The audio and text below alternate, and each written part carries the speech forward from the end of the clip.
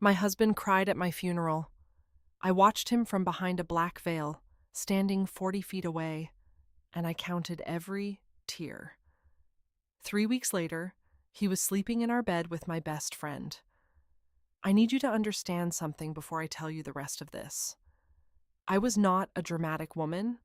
I was not suspicious by nature, not the kind of wife who checked phones or demanded passwords. I was the kind of woman who believed that if you loved someone completely and honestly, that love came back to you the same way. I had built my entire adult life on that belief, 34 years of it, brick by brick, starting from nothing. My name is Caroline, and I grew up in a small mill town in western Pennsylvania where the options for girls like me were limited and the expectations were even smaller. My mother cleaned houses. My father left when I was 9 and sent birthday cards with $20 bills inside until I turned 16, and even that stopped. I worked my way through community college, then a 4-year program, then a career in hospital administration that took me 20 years to build into something real. I became the operations director for a regional medical center.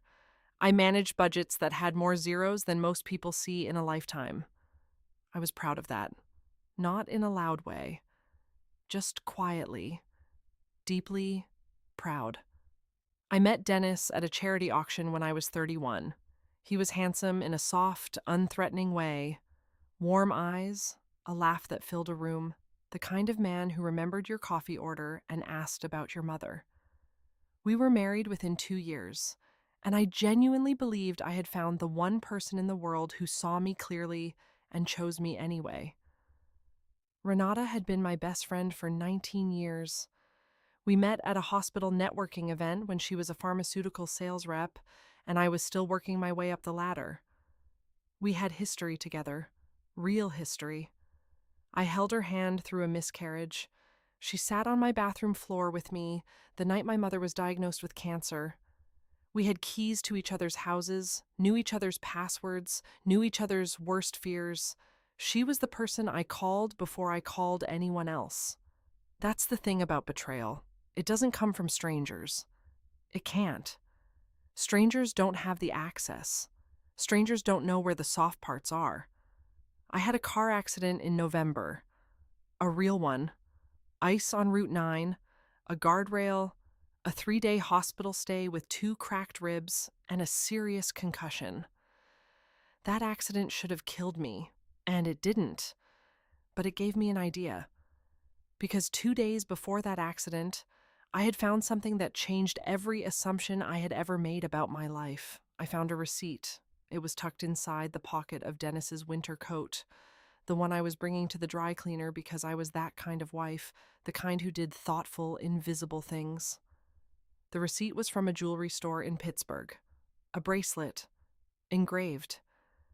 The engraving said, "For my R, every moment with you is stolen gold." My R. Renata's middle name was Rose. She went by R with people she was close to. I was one of maybe 4 people in the world who knew that. I stood in the hallway of my own house, holding that receipt for a long time. I did not cry. I felt something colder than crying, a kind of clarifying rage that moved through me like ice water, settling everything into perfect stillness. I started thinking very clearly. Too clearly. I thought about the last year and a half and began recounting the details I'd written off. Dennis's late evenings, Renata's vague cancellations, the way they'd both been slightly too friendly and slightly too formal at our anniversary dinner. The performance of normalcy that I'd been too trusting to recognize as performance. Then came the accident. I was in the hospital for 3 days. And somewhere during those 72 hours, with cracked ribs and a pounding skull and nothing but ceiling tiles to stare at, I made a decision that most women wouldn't make. Maybe couldn't make. I decided not to simply confront them. I decided to disappear. I was in a position that very few people are ever in. I worked in hospital administration. I had colleagues who owed me favors. I had access to systems and paperwork that most people never see. I had a cousin, Deb, who lived 2 states away in rural Ohio and who I trusted with my actual life.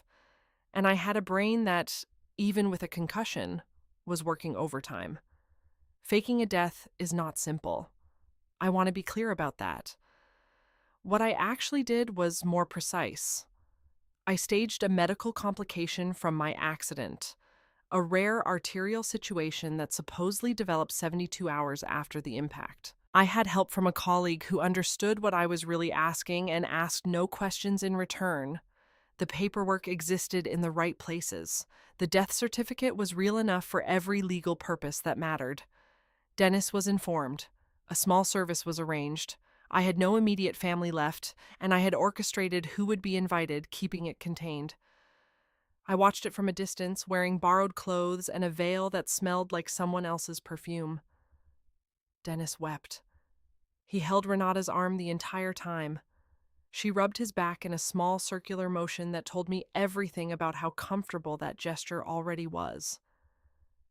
They had done this before, stood close together, touching, and the grief on their faces wasn't entirely about me. Some of it was. I'll give them that, but some of it was relief. I left the state that evening and drove to Deb's farmhouse in Ohio. I slept for 2 days, then I got up and I started rebuilding. Over the next 5 months, I watched from a careful distance.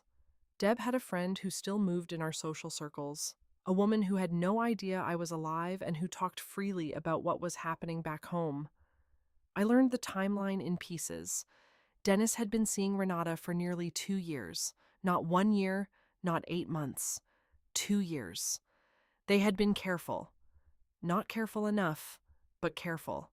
And the people who knew hadn't said a word to me.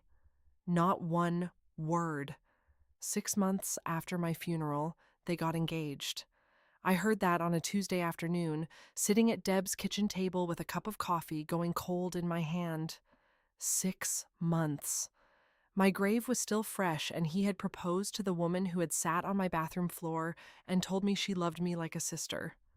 He proposed with a ring that I later confirmed he had purchased 3 weeks after my service. 3 weeks. The wedding was set for late spring, and that was when I decided it was time to come back. Not immediately, not recklessly. I spent 6 weeks working with a lawyer, not local, not connected to anyone in my former life, constructing what came next. Because here's the thing about dying. When you come back, you have paperwork problems. But I had spent 20 years in hospital administration. I understood bureaucratic systems the way a locksmith understands tumblers. And the legal reality of my situation was that my death certificate, while real enough to have fooled everyone, had been filed with certain irregularities that my lawyer was able to address quietly through a process that took time but was entirely legitimate. I was legally alive again 3 weeks before their wedding date, and I had spent those months doing something else, too. I had been very quietly gathering financial records, because Dennis and I had joint accounts, joint investments, a jointly held mortgage, and a business interest in a small commercial property we'd purchased together. During my supposed death, he had moved quickly, very quickly, to consolidate assets, to transfer, to simplify, a grieving widower tying up loose ends, except his dead wife had been watching. I walked into the church on their wedding day, not during the ceremony. I want to be clear, I'm not a theatrical woman. I didn't stand in the doorway when the pastor asked for objections. That's a movie scene, and my life is not a movie. What I did was quieter and more devastating. I had contacted every guest through a mutual acquaintance, anonymously, with a single document. 1 page. It contained a timeline of the affair, beginning and ending dates, supported by financial records, hotel receipts I'd obtained legally, and a copy of the jewelry store receipt with that engraving. For my R, Every moment with you is stolen gold.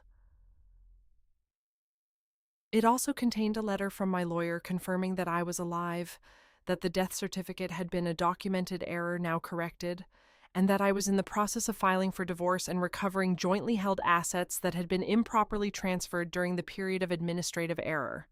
Every guest received that document before they arrived at the church. I had someone deliver them to the venue that morning. I was in the parking lot when people started filing in. I watched through the windshield as the mood shifted. People standing in clusters with the papers in their hands.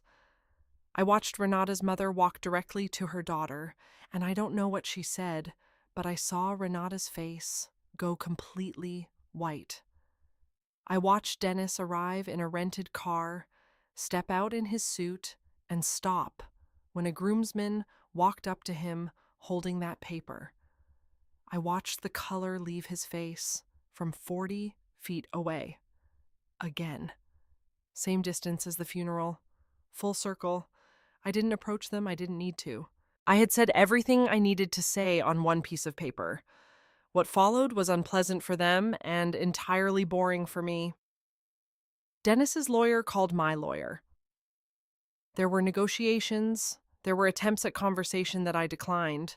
The asset transfers were reversed, almost all of them, with enough legal pressure applied. The commercial property was sold and split according to our original agreement. I walked away from a 20-year marriage with exactly what I was legally owed, and not one thing more, and not one thing less. Renata never called me. I used to think that would bother me more than it did. It didn't. I moved back to Pennsylvania, not to our town, but to Pittsburgh, where I had professional connections and a life that could be rebuilt on ground that didn't have their footprints all over it. I found a position at a larger hospital network, a role that was, honestly, a step up from what I'd had. I found an apartment with high ceilings and morning light and a balcony where I drink coffee without thinking about anyone but myself. I want to tell you something about what I learned from all of this, because I spent a long time in Ohio staring at fields and asking myself the question that all betrayed women ask eventually: how did I not know? And here is the honest answer. I did know. Not the facts, not the receipts and the dates and the hotel rooms. But I knew something was wrong with both of them for a long time, and I loved them too much to let myself look at it directly. Love can do that. It can make you generous to exactly the wrong people in exactly the wrong moments. I am not generous like that anymore. That softness is gone, and I don't miss it.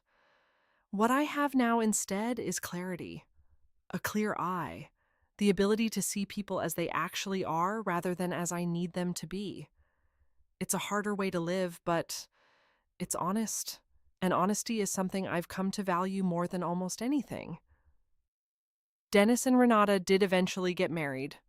Quietly, some months later, no guests except necessary witnesses. I heard they moved away from Pennsylvania. I heard they seem happy. I hope that's true, genuinely, because their happiness has nothing to do with me and hasn't for a long time.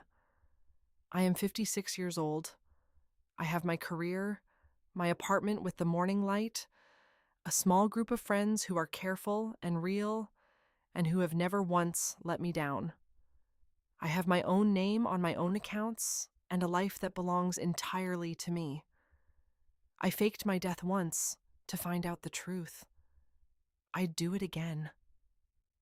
And I would not change one single thing about how it ended. Except maybe I would have found that receipt sooner, before I wasted 2 years loving people who had already decided I was invisible. But then again, if I'd found it sooner, I never would have learned what I was capable of when everything was taken from me and I had to rebuild from nothing.